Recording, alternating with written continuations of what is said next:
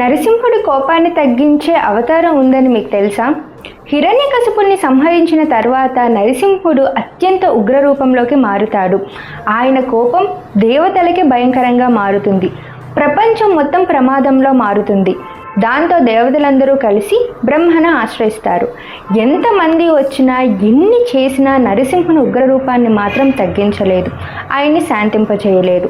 దాంతో దేవతలు కలిసి శివుని ప్రార్థిస్తారు. సృష్టిని రక్షించేందుకు శివుడు అత్యంత భయంకరమైన ఉగ్ర రూపంలోకి మారుతాడు. ఆ అవతారమే శరభావతారం. శరభుడు అంటే సింహం మరియు పక్షి కలిసిన అత్యంత శక్తివంతమైన అవతారం.